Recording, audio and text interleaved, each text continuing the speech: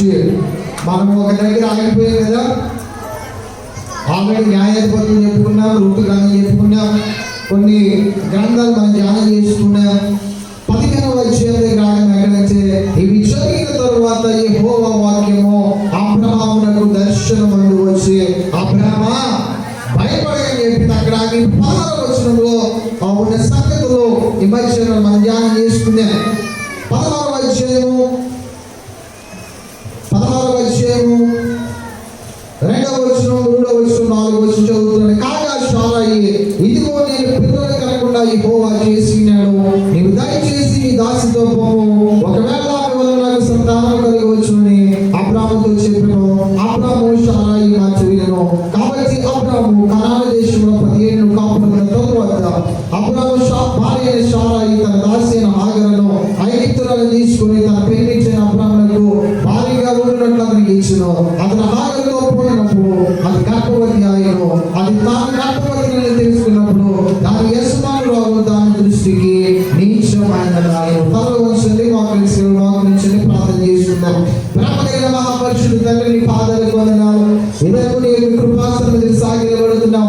నన్ను మమ్ములైనా నిన్ను ఆరాధించే స్థలానికి, నిన్ను మహిమపరిచే స్థలానికి మమ్మల్ని రాణించినందుకు నీకు వందనము. అనాలోచనలు ఏ మాత్రం కూడా మా హృదయంలో ఉంచుకున్నా కేవలం నీ మాత్రమే, కేవలం నీ యొక్క ముఖమును చూస్తూ ఇదైనా వాక్యాన్ని ధ్యానించడానికి మా హృదయాలు తెరవండి. హృదయాలే మా హృదయాలు తెరవబడి అయినా ఇదైనా నీ యొక్క మాట చేతులను తృప్తి పరచబడడానికి సహాయం చేయండి.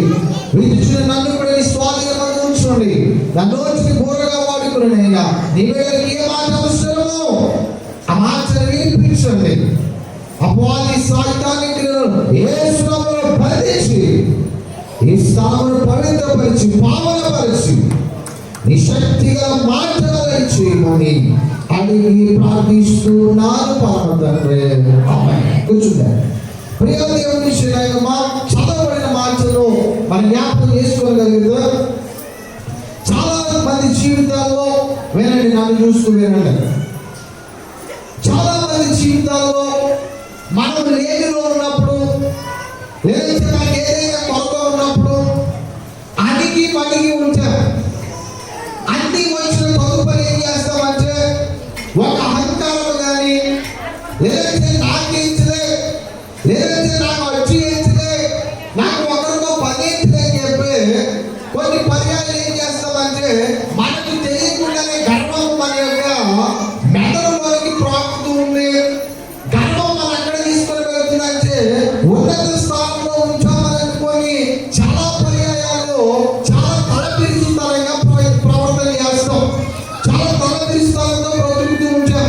అలాంటి సంగతి యొక్క 16వ అధ్యాయం ఆదికాండ గ్రంథంలో పరిశుద్ధాత్ముడు మన కోసం లిఖించాడు. ఆ సంగతి ఏంటి అని అడిగితే సారా ఎంత అప్పటికి 74 సంవత్సరాలు, అలాగే అబ్రహాము గారికి 84 సంవత్సరాలు.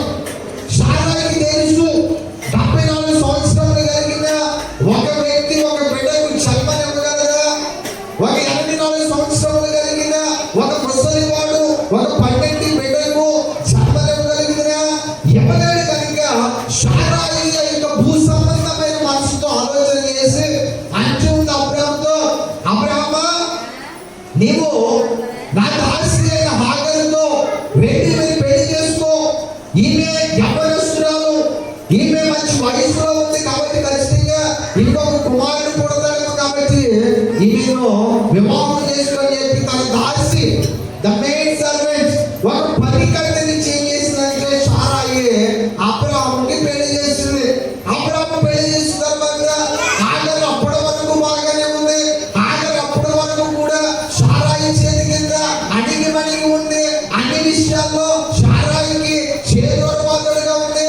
హాగరుని పిలిస్తే చేతులు కట్టుకుని వచ్చి నిలబడుతుంది, కూర్చోమంటే కూర్చోండి, నుంచోమంటే నుంచోండి. కొన్ని రోజులు గడిచాయి. గడిచేసరికి హాగరు ఏమైంది ఏంటంటే గర్భవతి అయినప్పుడు అక్కడ వస్తూ ఉన్నాడు. ఆ యొక్క సారాయి హాగరు దృష్టికి ఏమైపోయాడు తెలుసా? నీచురాలైపోయింది. ప్రియ దేవుని శ్రేయమా, ఈరోజు జ్ఞాపకం చేస్తున్నాను, ఎందుకు నీచురాలైపోయింది?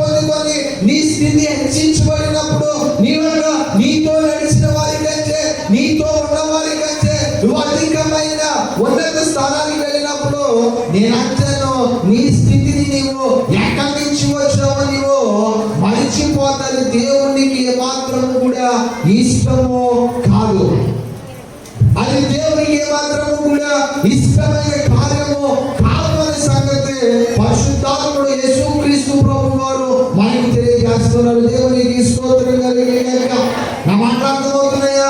ఎందుకంటే అబ్రాహాముకి అన్ని ఉన్నాయి. అబ్రాహాము లోతుని ఆయన కథలో ఏమైనా రాజు సంపాదించినప్పుడు ఎంతమంది 318 మందితో వెళ్ళి జయించాడు. అనేక వందల మంది తీసుకెళ్ళాడు. మగవాడే, కత్తి తుయ్యగలిగిన వారే, యుద్ధం తెలిసిన వారు ఎంతమంది ఉంటే యుద్ధం తెలియని వారు కానీ, వారి బిడ్డలు కానీ, లేదా వారి భార్యలు కానీ, లేదంటే అనేక మెయిన్ సర్వీస్ పనికర్తలు కానీ ఎంతమంది ఉన్నారు అబ్రాహాము దగ్గర? మనం లెక్క వేసుకుంటే కొన్ని వందల సంఖ్యలో అబ్రాహాము దగ్గర దాసులు ఉన్నారు. దేవునికి స్తోత్రం కలిగిన అంతమందిలో కూడా ఈ యొక్క సారాయి ఎవరిని ఎన్నుకుందే అడిగితే హాగర్ని ఎన్నుకుందే. ఎవరిని ఎన్నుకుందే? ఇంకెవరు లేరా? చాలా మంది ఉన్నారు. అబ్రాహాముతో దేవుడు అంటున్నాడు, అబ్రాహాము యొక్క ఆస్తి, లోతు యొక్క ఆస్తి బహు విస్తారమంట. వారు కలిసి నివసించలేనంత గొప్పదే. చాలా జరుగుతుంది. అబ్రాహాము అన్ని ఉన్నాయి. ఎవరు లేరంటే బిడ్డలు లేరు. అంతమందిలో కూడా సారమ్మ గారు ఎవరిని ఎన్నుకుందంటే చెప్పాలి. ఎవరిని ఎన్నుకుందే? హాగర్ని ఎన్నుకుందే. హాగర్ని ఎన్నుకొని ఎందుకంటే హాగర్ అప్పటి వరకు కూడా మంచిగా బ్రతికింది. హాగర్ అప్పటి వరకు కూడా తనను తాను యోగ్యమైన రాజుగా తనను తాను చూపించుకుంది. ఆ యొక్క అబ్రాహాము ఎదుటి కానీ లేదు సారా ఎదుటి కానీ నమ్మకమైన దానిగా హాగర్ కనబడింది. కానీ ఎప్పుడైతే తన పరిస్థితి మార్చబడిందో వెంటనే కూడా హాగర్కి ఏం వచ్చిందంటే కొమ్ములు వచ్చేసినాయి. అవునే కదా? మనం కూడా చూడండి, ధనము పేరుకుంటే చేత నీ స్థాయి మారుట చేత నీవు మరిచిపోతుంది అంటారు. అది దేవునికి ఏ మాత్రం కూడా ఇష్టమో కాదు. ఇష్టమా అమ్మ పచ్చండి? అది ఏ మాత్రం కూడా దేవునికి ఇష్టమా? ఏ మాత్రం కూడా కాదు. ఎందుకంటే నేను అంటాను, నువ్వు ఏ దారి వెంబడి వచ్చావో ఆ దారిని ఎప్పుడూ కూడా మర్చిపోకు. నువ్వు ఏ దారి వెంబడి నడిచి స్థాయికి వచ్చావో, నువ్వు ఏ దారి వెంబడి నడిచి ఒక ఉన్నత ఉద్యోగానికి వెళ్ళావో, ఒక ఉన్నతమైన స్థితికి వెళ్ళావో, లేదా ఒక ఉన్నతమైన ఇల్లు కలుసుకున్నావో, నీతో ఉన్న వారిని కానీ లేదంటే నీ స్థాయిని కానీ నువ్వు మర్చిపోతే అది దేవునికి ఏ మాత్రం కూడా ఇష్టము కాదు. Submit yourself to the lord. దేవుని యొక్క సాన్నిధ్యంలో నిన్ను ఏం చేయాలంటే తగ్గించుకోవాలి. అప్పటి వరకు మంచిగానే ఉంది. ఎప్పుడైతే నేను ప్రెగ్నెంట్ అని తెలిసిందో, నాకు అనుభవంలో పెట్టున్నాడని తెలిసిందో, ఇక సారాయితో నాకు పని లేదు. చాలా చోట్ల జరిగేదే ఇదే. చాలా కుటుంబాల్లో జరిగేదే ఇదే. వాడికి అందే వరకు కూడా ఏం చేస్తారంటే లేక ఆమెకు అందే వరకు కూడా అడిగి మనకి హాగర్ వల్లే వ్యాసం వేసుకొని ఉంటారు. ఎప్పుడైతే మీరు పోకుండా స్థానానికి వెళ్ళిపోతారో తల పిలుస్తారో తలకి వాళ్ళు ఏం చేస్తారంటే వాడేంటో వాళ్ళు మర్చిపోయేలాగా చేస్తుంది. కనుక క్రైస్తవ విశ్వాసిగా యేసు ప్రభు వారి నమ్మిన వ్యక్తిగా ఒక క్రైస్తవుని కుటుంబంలో కష్టపడిన ఒక వ్యక్తిగా మనం ఏ స్థాయికి వచ్చినప్పటికీ కూడా నీవు మొదలుపెట్టిన మార్గముని కానీ నీతో ఉన్న వారిని కానీ నీ యొక్క జీవితంలో నీకు మేలు చేసిన వారిని కానీ ఏ మాత్రము కూడా మర్చిపోకూడదు. దేవునికి స్తోత్రం. అందుకే వాక్యము ఆ యొక్క యేసు ప్రభువు నుంచి మాట్లాడబడింది. ఆయన విధేయుడై ఉండెను. ఆయన విధేయత నేర్చుకున్నాడట, విధేయత నేర్పిస్తున్నాడట సంఘానికి. ఓ సంఘమా, నువ్వు విధేయుడిగా ఉంచున్నావా? ఓ సంఘమా, నీవు నీ యొక్క స్థాయి మారినప్పుడు కూడా నువ్వు దేవుడి మందిరానికి అదే క్రమంగా వస్తున్నావా? మరి ఉద్యోగం వచ్చినట్టు చాలు, పాస్టర్ గారు మాకు సెలవు ఇవ్వలేదు కాబట్టి ఆదివారం ప్రార్థనకి రాలేము, పాస్టర్ గారు మాకు సెలవు ఇవ్వలేదు కాబట్టి శ్రమకాలంలో కొండ మీదకి రాలేము, పాస్టర్ గారు మాకు సెలవు లేదు కాబట్టి ఉపవాస మీటింగ్కి రాలేము, క్రిస్మస్ చాలా బిజీ అండి, జనవరి వచ్చిందంటే చాలా బిజీ కాబట్టి నూతన సంవత్సర ఆరాధనకి కూడా మేము రాలేమని చెప్పేవారు అనేక మంది లేకపోలేదు. ఉన్నారు లేదా? చాలా మంది ఉన్నారు. కానీ ప్రభు మనుషుల పట్లే కాదు దేవుని పట్ల కూడా వేయగలిగి ఉండాలంటే నీ స్థాయి మార్చిన దేవుడికి ఎప్పుడు కూడా విధేయురాలుగా మనము నిలవబడాలి. దేవునికి స్తోత్రం. ఎప్పుడు కూడా నువ్వు వచ్చిన మార్గం నేను హెచ్చించిన దేవుణ్ణి, నీ స్థితి మార్చిన దేవుణ్ణి నువ్వెప్పుడు కూడా ఏమంటే మరచిపోకూడదు. చాలా మంది చేసే పనులు ఇదే, మర్చిపోతారు. బిడ్డలు లేని ఏడుస్తారు,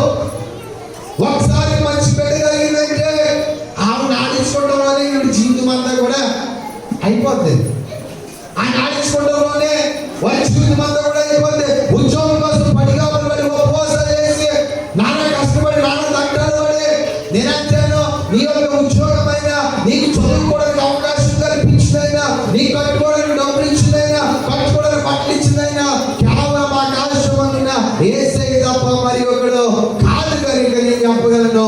అలాంటి దేవునికి మీ దేవుడిగా మీ దేవురాలుగా నిలవబడాలి. దేవునికి స్తోత్రం కలిగిన గాక. ఆగలాంటి మనసు ఎట్లాంటిదంటే అంతే వరకు కూడా నచ్చన అనే కదా. అంతమందిలో 1000 మంది 1500 మంది ఉన్నారు అనుకోండి. ఫర్ ఎగ్జాంపుల్ ఒక 1000 మంది ఉన్నారు అబ్రహాం గారి ఇంట్లో. అబ్రహాం గారి ఇంట్లో ఒక 1000 మంది ఉన్నారు. కానీ అంతమందిలో కూడా ఎవరు నిండుకుంది చాలా అయితే ఆయన నిండుకుంది. వాళ్ళ ఆలోచన ఏమంటది, ఈ బిడ్డ పుట్టాక ఒకవేళ నాకు ఇస్తుంది నన్ను ముందున్నట్టుగానే ఈ ముట్టాలి అని చెప్పి ఆలోచన చేసి ఎక్కడో ఆ చివరి కూర్చొని మిగిలిపోయిన అన్నం తినేదాన్ని తీసుకుని వచ్చి అక్కడ పెట్టింది.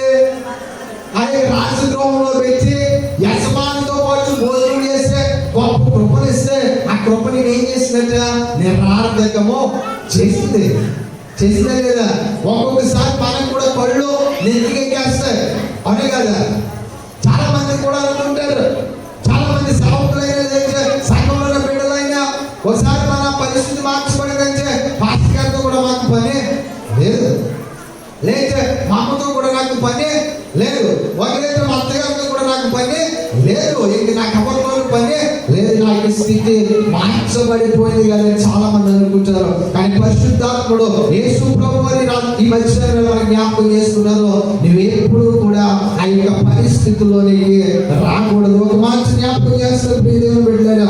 గమనించండి, మొదటి పేతురు గ్రంథము 5వ అధ్యాయం 6వ వచనం మనందరికి వచ్చిన చక్కని కంటతం మాట చదవండి ఒకసారి. దేవుడు తగిన సమయమునందు మిమ్మును హెచ్చించినట్లు ఆయన బలిష్టమైన చేతి కింద దీన మనస్సులై ఉండాలి. దేవునికి స్తోత్రం. నువ్వు ఏ స్థలంలో ఉన్నా, నీ పరిస్థితి ఏదైనా, నీ బ్రతుకు ఏదైనా, నీ పాత్ర ఏదైనా, నీ ఉద్యోగం ఏదైనా, నీ స్థాయి ఏదైనా, నీ బిల్డింగ్ ఏదైనా, నీ బ్రతుకు ఏదైనా ఎప్పటికీ కూడా ఏదంటే ఆయన చేతి కింద దేవ మనస్సు కలిగి ఉండాలి. దేవునికి స్తోత్రం. ఏ మనసు కలిగి ఉండాలి? ఆయన దేవ మనసు, ఆయన దేవ మనసు కాదు. ఆయన పొగరం పోతాను అవునా కదా. మనకి చెప్పుకుంటూ ఉంటాం ఆమెకి చాలా పొగరు, ఎదుటి వాడికి చాలా పొగరు. ఆయన కూడా అప్పటి వరకు కూడా అన్నీ కూడా మర్చిపోయింది. ఇంతకీ ఆయన ఎవరు అని అడిగితే ఆయన ఒక పని మనిషి. ఎక్కడి నుంచి వచ్చింది అంటే అబ్రాహాము గారు సారాయి ఆయన ఐగుప్తులో వెళ్ళినప్పుడు సారాయి అమ్మమ్మ చేత ఫరో మోహించబడినప్పుడు సారాయి ఒక దాసిని ఇచ్చాడు. ఎవరంటే ఐగుప్తు రాజు అయిన ఫరో. అక్కడి నుంచి సారాయి గారు వాళ్ళ ఇష్టం పుట్టింది, చాలా మంచిది, తల్లిదండ్రులు లేని ఎవరు లేదని చెప్పి ఐగుప్తు నుంచి సరే బాధ ఉంది కానీ నీకేదో పని ఇస్తాం ఇక్కడ కష్టపడుతున్నా కానీ చెప్పి ఆగరిని సారాయి ఐగుప్తు నుంచి తీసుకుని వచ్చింది. దేవునికి స్తోత్రం. ఏ మాత్రమైన కృతజ్ఞత ఆగరికి. ఎందుకంటే రాజనగర్లో అక్కడ బాడీ కదా ఇక్కడికి వచ్చింది అనే కదా. అక్కడ ఐగుప్తులో ఫరో గారి దగ్గర బాగుంటే ఇక్కడికి వస్తుందా చెప్పండి? బాగుంటే ఇక్కడికి వస్తుందా? రాదు. ఎందుకంటే ఈ యొక్క స్థితి చాలా బాగుంది అని చెప్పి ఇంకా మనము కూడా బాండా దగ్గర నుంచి వేరే చోటికి వెళ్ళం. కానీ ఐగుప్తులో ఆయన యొక్క పరిస్థితి బాగాలేదు కనుక ఎక్కడికి వచ్చిందంటే సారాయితో పాటు ఇశ్రాయేలు దేశానికి వచ్చింది. మీరు కూడా ఒక మాటలు కాదనుకుంటా పడలేదు ఆగరు, నువ్వు చిన్నదాని మీద నేను నీ యొక్క బాగోగులు చూసుకుంటానని తీసుకుని వచ్చి పెళ్లి చేస్తే ఏం చేస్తున్నట్ట దాని యజమానురాలు దాని దృష్టికి ఏమైపోయింది? నీచమైనది అయిపోయింది. ఎందుకంటే ముసలిదానా నీకు బిడ్డలో పుట్టే ఆ యొక్క భర్త అబ్రహాము అయితే ఏ రాయి అయితే పైకి ఎక్కడానికి ఉపయోగపడిందో ఆ రాయిని తొక్కలో తొక్కేసింది. కానీ నేను అంటాను పేరుగా రాస్తున్నాడు, తగిన సమయమందు ఆయన నిన్ను హెచ్చించినట్లు దేవుని బలిష్టమైన చేతి కింద మనం ఏం కలిగి ఉండాలి?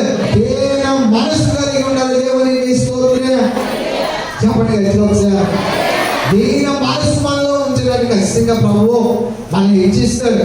చాలా పర్యాలు చెప్పాను కదా, all that glitters is not gold, మెరిసేదంతా కూడా బంగారము కాదు. చాలా పర్యాలు నీ పరిస్థితి మార్చుకోవాలి కానీ ఇది శాశ్వతం, ఇక నాకు ఎవరితో పని లేదు, నాకు శాశ్వతమైన స్థితితో చేస్తే విరవీగుతా. కానీ నచ్చను ఆయన అంటాడు కదా, ఉన్నత స్థలముల నుండి బలవంతులను క్రిందకు పడద్రోయేవాడు ఆయనే. దేవునికి మహిమ కలుగును గాక. కాబట్టి దేని మనసు అప్పటికి మనం ఉండాలి. ఏముండాలి? దేని మనసు అప్పటికి మనం ఉండాలి. మనం చాలా పర్యాలు గొప్పవారు అనుకోవచ్చు, నువ్వు గొప్పడివే, ఎవరికి వాడే గొప్పడే. కానీ ఇతరుల పట్ల నువ్వు దేని మనసు కలిగి ఉండాలి, ఇతరుల పట్ల గౌరవ భావాన్ని కలిగి ఉండాలి. దేవుడు బిడ్డలని జ్ఞాపకం చేస్తారు. చాలా మంది సాములకి నమస్కారం చెప్పడానికి, అయ్యా వందనాన్ని చెప్పడానికి కూడా చాలా మంది ఏం చేస్తారంటే ప్రిస్టేజ్ అడ్డు వస్తుంది.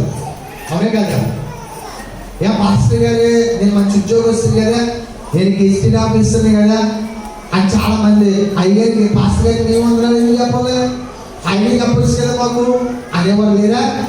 ఉన్నారు ఖచ్చితంగా. కానీ నాకు అది ఏ మనసు అడిగితే ఆగారు మనసు. మీరు కూడా చాలా మంది ఉంటారు, ఏ ఆవిడ నాకు నేనే ఫస్ట్ చెప్పాలా, ఆ సిస్టర్ గారికి నేనే చెప్పాలా, నాకు ఫస్ట్ చెప్పదా అనుకుంటారు ఎప్పుడైనా? అనుకోలేదా? అనుకోకపోతే మంచిది. దేవునికి చాలా మందిలో ఈ మనసు ఉంటే, నాకు ఎప్పుడైనా మీరు గమనిస్తే మీరు చెప్పకపోయినా ఫస్ట్ నేను చూసానంటే నేను ఖచ్చితంగా చెప్తాను. ఎందుకంటే వాక్యం చెప్తుంది, నీవు దేన మనసు కలిగిన వాడిగా ఉండు. దేవునికి స్తోత్రం. ఎందుకంటే మనం హెచ్చించబడాలంటే ఈ మనసు మనలో ఉండాలి. నువ్వు అందరూ చెప్తే ఉచ్చారు రాలిపో కదా, రాలిపోతాయా? నువ్వు నవ్వుతూ ఒక పలకరించావు అనుకోండి, మందిరంలోకి రాగానే మన సొమ్మే పోదు కదా, ఖచ్చితంగా హ్యాపీగా ఉండొచ్చు. కాబట్టి వాక్యం మంచి ఉంది, ఆగరు మనసు మనలో ఏమాత్రము కూడా రాకూడదు. దేవునికి స్తోత్రం కలిగిన గాక. అలాగే తీతు పత్రిక 3వ అధ్యాయము 1వ వచనంలో కూడా రాస్తాడు, విధేయులుగా ఉండమని అక్కడ ఒక మాట చెప్తూ చదవమ్మా. అధిపతులకును అధికారులకును లోబడి విధేయులుగా ఉండాలి. దేవునికి స్తోత్రం. ఎవరికి లోబడాలి? అధికారులకు లోబడాలి, అధిపతులకు లోబడాలి. వారికి ఎలా ఉండాలంటే విధేయులుగా ఉండాలి. దేవునికి మహిమ కలుగును గాక. ఈ లోకాధికారులు కావచ్చు, అధికారులు అంటే ఎంఆర్ఓ, ఆర్ఐఓ లేదా చెన్నయ్యో వాళ్ళే కాదు. నీ ఇంటిలో నీ భర్త అధిపతి, నీ ఇంటిలో నీ తల్లి అధిపతి, నీ ఇంటిలో నీ మాకరో అధిపతి, నీ యొక్క అత్తగారు అధిపతి. అవునే కదా, సంఘంలో అయ్యగారు అధిపతి, లేదంటే యూత్ లీడర్ అధిపతి, సండే స్కూల్ పెట్టడానికి సండే స్కూల్ టీచర్ అధిపతి. అవునే కదా. కాబట్టి వారికి మంచి ఉంది. అధికారులందరికీ కూడా ఏం చేయాలంటే లోబడి విధేయులు కలిగి ఉండాలి. విధేయత లేకపోతే ఆగరు లాంటి మనసు మనలో ఉంటే ఖచ్చితంగా మనం ఏమాత్రము కూడా ఒకనాటికి హెచ్చించబడలేము. హెచ్చించబడగలమా? విధేయులే కదా ఇంట్లో గొడవలు, అవునే కదా, విధేయులే కదా సమాజంలో గొడవలు. విధేయులు కలిగి ఉంటే విధేయుడు ప్రతి ఒక్కరి చేత ఏం చేస్తాడంటే మెప్పు పొందుకుంటాడు. దేవునికి స్తోత్రం. దేవునికి విధేయుడిగా ఉండాలి, మనుషులకు విధేయుడిగా ఉండాలి, తల్లిదండ్రులకు విధేయుడిగా ఉండాలి, సాములకు విధేయుడిగా ఉండాలి, తల్లికి తండ్రికి అత్తకు మామకు మనం ఎలా ఉండాలంటే విధేయత చూపించాలి. విధేయత లేకుండా అవిధేయుడిగా ఉంటే ఏమాత్రము కూడా దేవుని చేత మనం ఏం చేయమంటే మెప్పును పొందుకోము, ఏమాత్రము కూడా మనము హెచ్చించబడం. దేవునికి స్తోత్రం. ఆఖరికి ఏం లేదు, విధేయత లేదుందా? తనకంటే పెద్దదే కదా సారమ్మ గారు, పెద్దదే కదా, ఆయన అధికారి, ఇవిడికి పోబెట్టిన తల్లి గారు. కానీ ఆ పోబెట్టి చేతి ఏం చేసింది? కరి చేస్తే లేదా? కరి చేసే వాళ్ళు ఉన్నారు ఎవరైనా? ఉన్నారు లేదా? ఉంటారు, చాలా మంది ఉంటారు. కానీ వాక్యం అంచు ఉంది, నువ్వు అలాగా ఉండకూడదు. దేవునికి స్తోత్రం. నువ్వు నడిచి వచ్చిన మార్గాన్ని, నువ్వు ఎక్కి వచ్చిన మెట్లను నీ జీవితంలో ఎప్పుడు కూడా నువ్వు ఏయకూడదంటే మరచిపోకూడదు. ఎప్పుడు కూడా నువ్వు ఎంత స్థాయికి ఎదిగినా దేన మనసు కలిగి ఉండాలి. నీ పరిస్థితి మార్చబడిందని కారణం వేసుకో, కానీ నీకు దేవుని ఎదుట కాదు, దేవుని సాగుని ఎదుట కాదు, దేవుని సంఘం ఎదుట కాదు. దేవునికి స్తోత్రం కలిగి కాదు. దేవుని బిడ్డలారా, ఇంకో మాట చెప్పి వాక్యం ముందుకు తీసుకెళ్ళి ఎఫెసీ పత్రిక 5వ అధ్యాయము 21వ వచనం మీద. ఎఫెసీ పత్రిక 5వ అధ్యాయం 21వ వచనము. క్రీస్తునందరి భయముతో ఒకరికొకడు లోబడి గట్టిగా చప్పట్లు కొట్టండి. వాక్యంలో పౌలు గారు అంటున్నాడు, క్రీస్తుకు భయపడి మనుషులకు భయపడి కాదు. నువ్వెవరికి భయపడదు? మంచిగా దేవునికి భయపడి ఒకరికొకడు లోబడి ఉండాలి. దేవునికి భయపడితే నువ్వు ఖచ్చితంగా ఒకరు లోబడి ఉంటావు. ఒక అధికారం కింద ఉండడానికి ఇష్టపడదు, ఒకరి యొక్క చెప్పు చేతులు ఉండడానికి ఇష్టపడదు, మేలు తొలగించే మార్గంలో నడవడానికి ఇష్టపడదు. పౌలు గారు అంటున్నాడు, క్రీస్తునందరి భయం చేత ఒకరికి ఒకడు లోబడి ఉండాలి. ఈ రోజు ఏమైపోతుందంటే లోబడి ఉండలేదు. చిన్నప్పుడు నా చిన్నప్పుడు అయితే పెద్దవాడిని చూస్తే పెద్దవాడు ఏ పని చెప్పడే ఖచ్చితంగా చేయాలి. ఇప్పుడు చేసేవాడు ఉన్నారా? అసలు కనబడతాడు చిన్నవాడు మనకి, అసలు కనబడే పిలిస్తే పలకడు. కానీ అది దేవుని యొక్క చిత్తము కాదంట. దేవుని యొక్క చిత్తం ఏంటో తెలుసా? లోబడే ఉండాలి.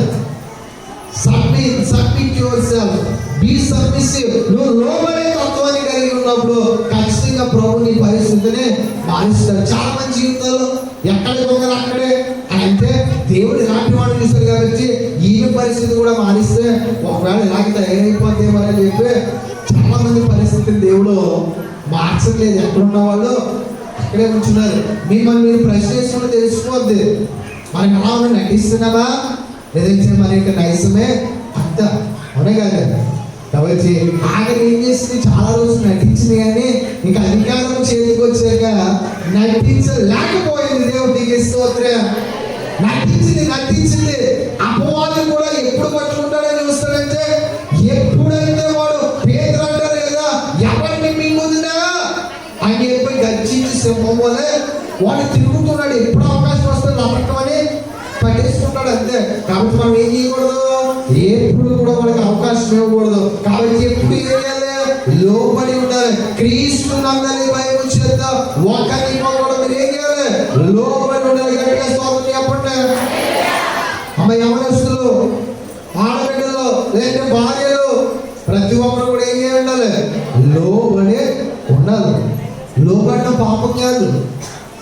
చాలా మందికి నా మాట పైన ఉండాలని ఆలోచన, నాకు ఆలోచనే. కానీ ఏం చేయాలి? లోబడి, నాకంటే పెద్దవారు ఏదైనా చెప్పినప్పుడు లోబడి ఉండాలి. ఎందుకంటే వారి అనుభవము బోలేని పాత్రలు వారు నేర్చుకున్నారు. కాబట్టి మనం ఏం చేయాలంటే వారి నుంచి మనము నేర్చుకోవాలి. దేవునికి స్తోత్రం. కాబట్టి దేవుని బిడ్డలారా, ఏం జరిగింది అని అడిగితే ఆఖరి యొక్క కార్యం వల్ల లోబడకపోతే ఏం జరుగుతుంది అని నేను అనుకోవచ్చు. దేవుని మనసు కలిగి ఉండకపోతే ఏం జరుగుతుంది? మా పరిస్థితి మారే కూడా మన అదే పరిస్థితి. మేము అలాగే సలాం కొడుతూ గులాబులుగా ఉండాలని అడిగితే అలాగే లేకపోతే ఏం జరుగుతుంది? ఇక్కడ వాక్య సమస్యలు చూడండి. 6వ వచనం 16వ వచనంలో, అందుకు అబ్రాము, ఇదిగో నీ దాసి నీ చేతిలో ఉన్నది, నీ మనసు వచ్చినట్లు దాన్ని చేయమని శారాయితో చెప్పెను. శారాయి దానిని శ్రమ పెట్టినందున ఆమె వద్దనున్నది పారిపోయాను. దేవునికి స్తోత్రం. ఎప్పుడైతే ఈ యొక్క ఆఖరికి తల పిలుస్తాం వచ్చిందో, పొగరు తలకెక్కిందో, ఇంకా ఆఖరికి చిరాకు వచ్చిందా? ఈ యొక్క శారాయి ఏం కలిగిందంటే చిరాకు కలిగిందంటే అంత ఉంది. ఆఖరి మాట్లాడలేదు. యజమానుడు ఉంది, అబ్రాము చేసిన పని ఏంటయ్యా? నాకు మనకి బిడ్డలేరు నేనేస్తే దాన్ని నా మెల్ల మీదకి తీసుకువచ్చి ఎక్కించో. ఇప్పుడు నన్ను తొక్కి పడేస్తే ఏం చేయమంచో అని అడిగితే అబ్రాము అనలేదా, అదిగో ఆఖరి చూస్తే నువ్వేం చేస్తావో చెయ్యి, దేనికి కూడా నేను అంటూ చెప్పనన్నాడు. దేవునికి స్తోత్రం కలిగి అప్పుడు సాయికి శారం ఏం చేస్తాయినా శ్రమ పెడుతూ ఉండి ఆఖరు ఎప్పటి వరకు కూడా అబ్రాము నీ మాట వినాడని చెప్పి ఎక్స్ట్రా చేస్తావు కదా, నా వల్ల ఏం భోజనం పెట్టడం మానేసిందట, స్నానం నీళ్ళు ఇవ్వడం మానేసిందట, ఏ పని కూడా అన్ని పనులు కూడా ఆగ్రహం చేయాలట, అన్ని విషయాల్లో కూడా సారా ఏం చేస్తుందంటే దీన్ని పొగడించాలని చెప్పి పని చేసి గట్టిగా ఒక లెసన్ నేర్పిస్తా ఉంటే ఆఖరికి అర్థమైపోయిందట, ఇక్కడ ఉంటే నేను చచ్చిపోతాను, ఇక్కడ ఉంటే నన్ను చంపేస్తుందని చెప్పి ఏమైపోయిందట, అక్కడి నుంచి పారిపోయింది. దేవునికి స్తోత్రం కలిగినగా. మరి మన బ్రతుకులో కూడా దేవునికి అనుకోని స్థాయి, అనుకోని విషయము లేదంటే నువ్వు కోరుకునే ఒక వరానికి ఇచ్చి నీ స్థాయిని మార్చాలనుకోండి, మనం కూడా ఏం చేయాలి, నాతో నువ్వు లేడని అనుకోకూడదు. దేవుడు నన్ను బలపరిచాడని చెప్పి దేవుడిని ఏం చేయాలి, విధేయుడిగా విధేయురాలుగా ఉండాలి. అప్పుడు దేవుడు నిన్ను శ్రమ పెట్టడు. దేవునికి స్తోత్రం కలిగిన. లేదంటే హాగరు బ్రతుకు వల్ల హాగరు జీవితంలో ఎలాంటి శ్రమ కలిగిందో నీవు కూడా అనుభవించు, నాకు ఎవరు అట్లేరులే అని దేవుడు సమస్తాన్ని కూడా చూస్తున్నాడు లేదా, అక్కడే పెడుతూ ఉంది. దేవుని పేరు చూచుచున్న దేవుడు. దేవునికి స్తోత్రం కలిగిన.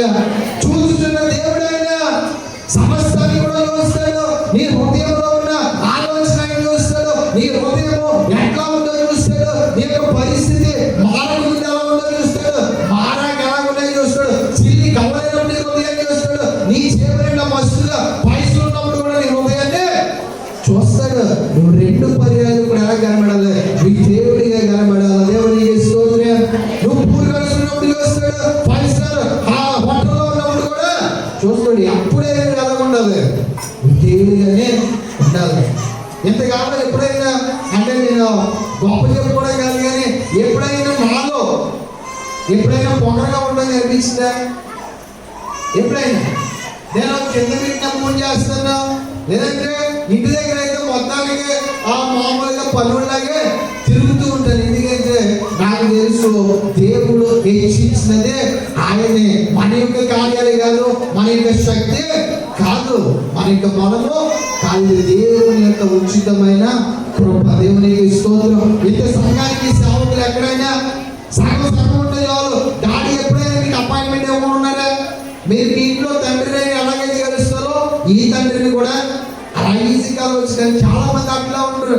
అయ్యగారు కావాలంటే అపాయింట్మెంట్ తీసుకోవాలి, అయ్యగారిని పెళ్లి కావాలంటే ఆయన ఇంటి దగ్గర ఉంటారు, ఆయన పని అయి ఉంటారు చూసుకోవాలి. కానీ మీ పనిని బట్టి మా పనిని మేము మార్చుకుంటాం. మీరు చెప్పిన మేము చేస్తుంది, ఆ పక్క మాకు కాలేదు అన్న మాట ఎప్పుడైనా, లేకపోతే మీ పెళ్లికి రాలేమన్న మాట, ఈ కార్యక్రమానికి రాలేమన్న మాట ఎప్పుడైనా విన్నారా? మరి ఇంత సంఘానికి నాయకుడు ఉన్నవాడు ఎవరు కూడా అంత ఈజీగా ఎవరికి దొరకరు. కానీ దేవుడు చెప్తున్నాడు, విధేయులుగా ఉన్నారు. దేవునికి స్తోత్రం కలిగి విధేయులు కలిగి నువ్వెంత స్థితిలో ఉన్నా కానీ తగ్గింపులు నేర్చుకుంటే ఖచ్చితంగా ప్రభుని ఏం చేస్తాడు, ఇక్కడ కూడా ఉన్నత శిఖరాలకు నడిపిస్తాడు. లేదంటే ఆఖరి వల్లే ఇప్పుడు ఏం చేస్తాడు అంటే పంచపక్ష పర్వతాలు అనేది పారిపోయిందట. పాత్ర ఎక్కడ పోయింది? ఆయన అడవిలో ఉందట. దేవునికి స్తోత్రం కలిగి. మరి నీ జీవితం అంతా ఏమైపోయింది? బుగ్గిపోలైపోయింది.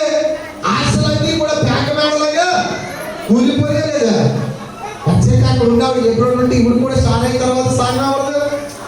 కానీ ఏ స్థానం కోరుకుంది? సారాయి స్థానాన్ని కోరుకుంది. కానీ సారాయి తర్వాత స్థానంలో అధికరిస్తున్నాడు, లోబడి ఉండాలని చెప్తున్న మాట చూడండి ఒకసారి. 19 అంటాడు, అప్పుడు యెహోవా దూత నీ యజమానురాలి యొద్దకు తిరిగి వెళ్ళి ఆమె చేతి క్రింద అన్నిటి ఉండమని చెప్పిన. ఒకసారి గట్టిగా చెప్పకూడదు. ఏ నేర్చుకోవాలని తీర్చానంటే చెప్పాలి, ఇటువై కూడా చెప్పాలి, మాకే చెప్పాలి. ఏమన్నా అన్ని చెప్పాలి, చెప్పండి. నా మాట కాదు ఇది, చాలుకోవాలి చెప్పాలి, అని ఉండవద్దు. ఏదైనా రావచ్చు. కానీ యెహోవా దూత చెప్తున్న మాట ఏంటంటే, నువ్వు వెళ్ళి నీ యజమానురాలి చేతి కింద అడిగి ఉండు. దేవునికి స్తోత్రం. చాలా మందికి లేదంటే అడిగి ఉండడం మాకు ఇష్టం ఉండదండి. అది అందరూ చెప్పిన ఏంటంటే ఇష్టం ఉండదు. అడిగి ఉండకపోతే నీ జీవితంలో ఏ మాత్రము కూడా ఉన్నత శిఖరానికి నువ్వు చెప్పలేవు. ఇది జీవిత సత్యం. ఎన్నాళ్ళు మినిస్ట్రీస్ లో ఒక డేవిడ్ చెన్నై గారికి ఒక సేవకుడు ఉన్నాడు. ఆయన్ని గూడూరు ఎక్కడికో సభలకు పిలిచారంట. పిలిస్తే అందరూ కూడా ఒక డ్రమ్స్ కొడుతున్నాడు, ఒక చక్కగా ఇవన్నీ కూడా ఆర్గనైజ్ చేస్తున్నాడు, ఒక నడిపిస్తున్నాడు. కానీ ఒక వ్యక్తి అంతా తినేసి ఇంకిలాకులు ఎత్తుతూ ఉన్నాడట. ఎవరు ఫోన్ చేసి ఆ ప్లేట్ తీసుకెళ్ళి డస్ట్బిన్ లో పడేస్తున్నాడట. ఈ చెన్నై గారు అడిగారట, అయ్యా ఆయన ఎవరు? అందరూ కూడా మంచి మంచి పనులు, మంచి మందిరంలో అందరూ గొప్ప గొప్ప పనులు చేస్తుంటే ఈయన ఎవరు ఇంగిలోకి ఎత్తుకుంటున్నాడు అని అడిగితే ఆ యొక్క స్థానిక సేవకుడు అన్నాడట, అయ్యా ఈయన మా మండల ఎంఆర్ఓ గారు అని చెప్పాడట. దేవునికి స్తోత్రం గారు. ఎవరంటే ఎంఆర్ఓ తహసీల్దార్ ఏం చేస్తున్నాడంటే ఎదుగు పరిగిరాడు గొప్ప గొప్ప పనులు చేస్తుంటే ఒక ఎంఆర్ఓ ఏం చేస్తున్నాడట ఎంగిలోకి ఎత్తుకుంటున్నాడట. అడిగాడటప్పుడు చెన్నై గారి సేవకుడు అడిగాడట, అయ్యా ఏంటి మీరు ఎంతో గొప్ప స్థానంలో ఈ పని చేస్తున్నారని అడిగితే, అయ్యా నా యొక్క గొప్ప స్థితిని కలిగజేసింది దేవుడి. నా జీవితంలో కూడా నేను ఎంగిరాకులు కూడా ఆహారము తిన్న రోజులు నాకు ఉన్నాయి కాబట్టి నేను దేవునికి ఏదో ఒకటి చేయాలనుకున్నాను. అందరూ గొప్ప గొప్ప పని చేస్తున్నారు, ఈ పనిని ఎవరు చేయలేదు కనుక ఈ పనిని ఎన్నుకున్నానని చెప్పి ఆదివారం ఎంగిరాకులు ఎత్తున్నాయట. సోమవారం వెళ్ళేసరికి ఆయన దగ్గర వందలాది మంది క్యూ కట్టే సంతకం కోసం ఎదురు చూస్తున్నారు. గట్టిగా చెప్పడం కూడా ఇది అడిగి ఉండడం మంచిది అనే కదా. మనకి ఏమి ఉండదు. ఈ రోజు ₹1,00,000 మన చేతిలో ఉన్నాయంటే రాత్రి గొప్ప అనుకుంటే ఈ రోజు పాల్గొన్నామంటే ఒక బండి కొన్నాడంటే నాకు ఇంకా ఎవరితో వచ్చి పని, నా స్థితి మారిపోయింది కదా. లేదా ఒక ఎకరం పొలం కొన్నామంటే ఇంకా మనకి భోజనానికి లోటు లేదని చెప్పి పక్కన దేవుడిని కూడా లెక్క చేయగానే వాక్యం మంచి ఉంది. యెహోవా చెప్తున్న మాట, ఏ నీవు వెళ్ళి నీ యజమానురాలి చేతి కింద అడిగి ఉంచు. దేవునికి స్తోత్రం. మీ అందరికీ తెలుసు అన్ని ఉన్నాక ఏం చేస్తుంది? ఏమి నాకు చెప్పాలి ఏం చేస్తుంది? ఎగిరి పడుతుంది. మరి ఎగిరి పడే ఆత్మ దేవునికి ఇష్టం ఉండదు. ఆ దగ్గరికి తొలపడ్డ ఆ ప్రహారీ పైన వెళ్ళిపోతుంది. కానీ అన్ని ఉన్న ఇక్కడ కూర్చొని దేవుడి యొక్క సాహిత్యంలో నిలకడగా ఉంచదు. గట్టిగా చెప్పడం ఉండడం దేవునికి స్తోత్రం. మరి సందర్భం ఉంది కాబట్టి ఒక మాట చెప్తాను. బరే ప్రసాద్ గారు మన రఘుపతమ్మ గారి కొడుకు, ఆయన AIIMS all India institute of medical sciences ఢిల్లీలో ఒక మంచి ప్రొఫెసర్. ఆయన మా బావగారు జిత్తేంద్ర గారు మా పెద్ద ముగ్గురు ఫ్రెండ్స్. మా పెద్దల్ని సరదాగా ఏడిపిస్తూ ఉంటారు. మొన్నే వచ్చారు ప్రసాద్ గారి క్రిస్మస్ కూడా వెళ్ళాం. ఆయన అన్నాడు, పెద్దకి అన్నాడు, సార్ చెప్పండి సార్ అన్నాడు. చెప్పండి సార్ అంటే ఆయన ఏమన్నాడు తెలుసా? పాల్ నువ్వు సార్ అని పిలిస్తే నాకు సంతోషం కాదు పాల్, నువ్వు నన్ను ఒరేనే పెరన్నాడు. దేవునికి స్తోత్రం కలిగాక ఏది ఇంచుమించు 2-3 లక్షలు చేతిగాడు. చాలా మందిని ఏం చేయాలంటే ఒరే పిలుస్తున్నాను, ఒరే పిలిస్తే నన్ను సార్ అని పిలు అనేవాళ్ళు ఉన్నారు. అవునే కదా? లేదా అమ్మాయి పిలిస్తే లేదా అమ్మగారు మేడం అని పిలు అనేవాళ్ళు చాలా మంది ఉంటారు. ఆయన ఏమన్నాడంటే ఒరే పిలవమన్నాడు. దేవునికి స్తోత్రం కలిగాక. హల్లెలూయా. మరి అలాగే చాలా మంది మన సంఘంలో ఒక ఉన్నతమైన స్థితి కలిగిన వారు చాలా మంది ఉన్నారు.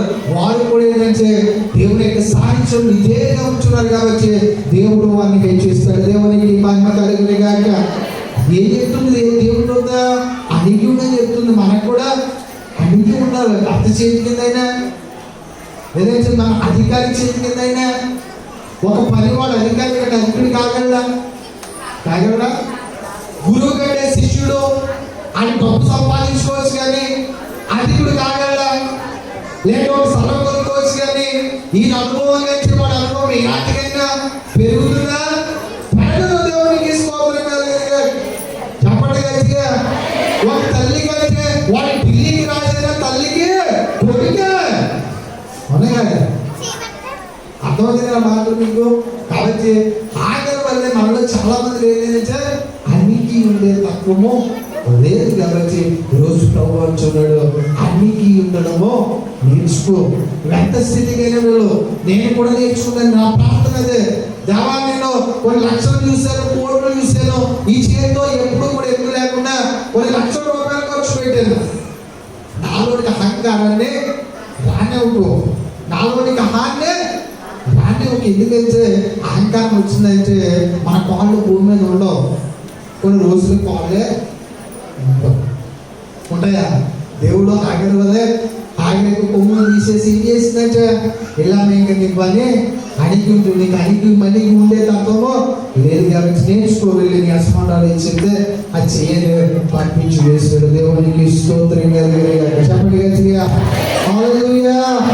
మరి మనం కూడా ఏం చేయాలి? అడిగి నేర్చుకోవడం ఉత్తర సంవత్సరంలో ఆఖరి వల్లే మన యొక్క పరిస్థితి మార్చబడాలని దేవుని యొక్క కోరిక. ఆయన అంటాడు, అడుగు వాటికంటే ఊహించు వాటికంటే అధికమైన దాళ్లలో చేయ చూచుచున్న దేవుడు మన దేవుడు. దేవునికి స్తోత్రం.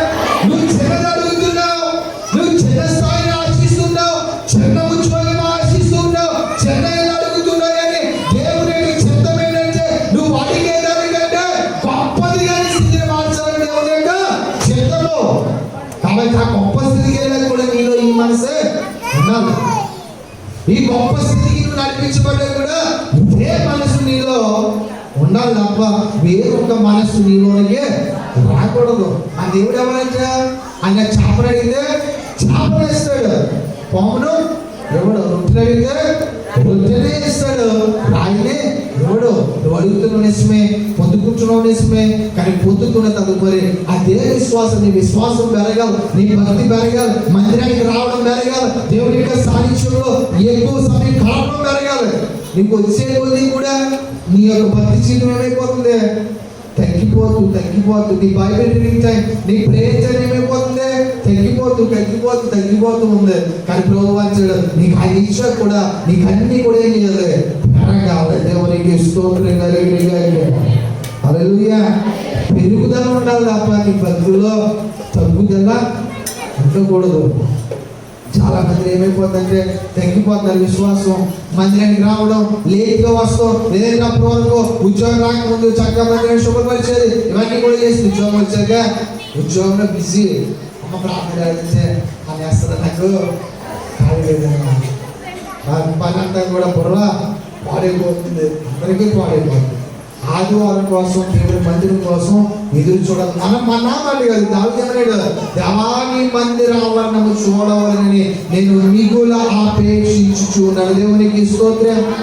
దావీదు మహారాజు చెప్పిన మాట, నీ మందిరానికి ఎప్పుడు వెళ్ళుదినా జనులు నాకు అనినప్పుడు నేను సంతోషించుతనే. మనం సంతోషిస్తే 12 గంటలు రామండి. నువ్వు చూడాలని ఆపేక్ష కలిగి ఉంటే ప్రార్థన 11 గంటల కంటే 1 గంటకి రావు. నీకు అపేక్ష ఉందా? రావాలి కాబట్టి వస్తున్నావు. అది దేవుని యొక్క చిత్తము కాదు. దేవుడు బిడ్డ ఈరోజు జ్ఞాపకం చేస్తున్నాం. సమూయేలును కూడా దేవుడు హెచ్చించాడు. ఒక మాట జ్ఞాపకం చేస్తాం. సమూయేలు మొదటి గ్రంథము ముగిస్తున్నాం. సమూయేలు మొదటి గ్రంథము 2వ వచనము. బాలుడు సమూయేలు ఇంకను ఎదుగుచు యెహోవా దయను మనుష్యుల దయను వర్ధిల్చుచుండెను. దేవునికి స్తోత్రం. బాలుడైన సమూయేలు అంటే ఎలాగైతే దేవుని సాన్నిధ్యంలో అర్పించబడ్డాడో, షిలోహులో దేవుని మందిరానికి ఎలాగైతే కాబడ్డాడో, అప్పుడు ఆయన ఏ మనసు ఉందో, యాజకుడే అదే మనసు ఉంది, అభిషేకుడే అదే మనసు ఉంది, న్యాయాధిపతి జడ్జిగా కూడా సమూయేలు అదే మనసు ఉంది. దేవునికి స్తోత్రం. ఏ మాత్రం కూడా సమూయేలు అహంకారం కానీ, అతిశయం కానీ, లేదంటే హాగరు లాంటి మనసు కానీ లేదంటే సమూయేలు 3 ఉన్నతమైన పదవులు చేశాడు. ఇశ్రాయేలు 12 గోత్రములకు ఏక ఛత్రాధిపత్యముతో ఒక సింహాసనం మీద కూర్చొని ఏం చేసినట్ట? న్యాయము తీర్చేవాడు, రాజులను అభిషేకించేవాడు. సౌలును అభిషేకించింది సమూయేలే, దావీదును అభిషేకించింది సమూయేలే. ప్రధాన యాజకుడిగా సమూయేలు ఉన్నాడు, ప్రవక్తగా సమూయేలు ఉన్నాడు. కానీ ఏ మాత్రము కూడా అతను ఎక్కడి నుంచి వచ్చాడో ఆ స్థాయిని మరిచిపోలేదు. అయ్యగారు సమూయేలు గారు వస్తానంటే ఉంగి దండాలు వచ్చారట. అయ్యగారు సమాధానంగా వస్తున్నారా? అయ్యగారు మీరు బాగానే వస్తున్నారా? మేమైనా తప్పు చేసామని చెప్పి ఆయన కూర్చుంటే తప్ప ఎవడో కూడా కూర్చోవడానికి వీలు లేదు. అంతలా గౌరవించే సమయాలంట దేవుని దయను మనుష్యుల దయను కూడా ఏం చేశాడు, వర్ధిల్లుచు ఉండెను. దేవునికి స్తోత్రం. షిలోలో ఒక అంగీకం తీసుకుని వచ్చిన అమ్మగారు అన్న షిలో అనగా అర్థం ఏంటని అడిగితే సమాధానము తెచ్చున్నది. దేవునికి స్తోత్రం. ఈ షిలో సమాధాన గృహంలోనికి సమయం తీసుకురాబడ్డాడు. అదే సమాధానంతో, అదే లోబడే తత్వంతో ఏలి నంచున్నాడు, దైవసేవకుడా మీరు నన్ను పిలిచారా? ఏలి గారికి ఎంత విధేయత కలిగి ఉన్నాడు. ఏలి తదుపరి పొజిషన్ ఎవరు తీసుకున్నారు? సమూయేలు తీసుకున్నాడు. కానీ సమూయేలు ఏమాత్రము కూడా అహంకారము లేదు, ఏమాత్రము కూడా నేను కాబట్టి కాలు వేసి ఆ యొక్క తత్వము సమయంలో ఆగరు సారాయి స్థానాన్ని తీసుకుంటూ చూసిన దేవుడు ఇచ్చాడు. కానీ ఏది స్థానం కోసం సమయం రాష్ట్రాలేదు. సమయాలు మనసును బట్టి దేవుడు ఏది స్థానం కంటే ఉన్నతమైన స్థానాన్ని దేవుడు ఇచ్చాడు. దేవునికి స్తోత్రం కలిగిన. మరి మన బ్రతుకులో కూడా బ్రతుకులు మార్చబడాలంటే, మన స్థితి మార్చబడాలంటే మనం ఏముండాలి? అణిగి మణిగి ఉండే తత్వము ఉండాలి, అణిగి ఉండాలి. ఈ రోజు నేను ఎంత బోధ చేసినా ఏం చేసినా మా పెద్దలు కానీ పేరు ఒక మాట చెప్పారంటే ఇంక ఇది కాదంటే కాదు, అవునంటే అవును. ఎందుకంటే వారు నాకంటే పెద్దవారు నాకు ఈ స్థాయిని కలిగేసింది వారు కాబట్టి మనం ఏం చేయాలి? అణిగి ఉండాలి. నీ కుటుంబంలో నీకు ఇచ్చిన స్థాయి, చాలా మంది స్థాయి వారికి తల్లిదండ్రులు ఒక మొదటి కూడా ఉండడం, అత్త మామలకు ఒక జాకెట్ మొక్క చీర కొనేవాడు ఉండడు. అది కాదు, నీ స్థాయి మారే కూడా నీ ప్రేమ దేవుని పట్ల మనుషుల పట్ల ఏకరీతిగా ఉండాలి. కాబట్టి నూతన సంవత్సరంలో ఆగరు లాంటి మనసు మనలో నుంచి వారి క్రీస్తునందరి బయలు చేత ఒకరికొకరు లోపడే ఉండడం నేర్చుకోవాలి. ఖచ్చితంగా ఈ మాత్రం మన యొక్క జీవితంలో అవలంబించగలిగితే ప్రభు సమయాన్ని ప్రీతిగా హెచ్చించాడు, మన బ్రతుకులను కూడా ఆయన హెచ్చిస్తాడు. ఉన్నతమైన శిఖరాలకు ఆయన మిమ్మల్ని నడిపిస్తాడు. దేవుడు మిమ్మల్ని దీవించును గాక.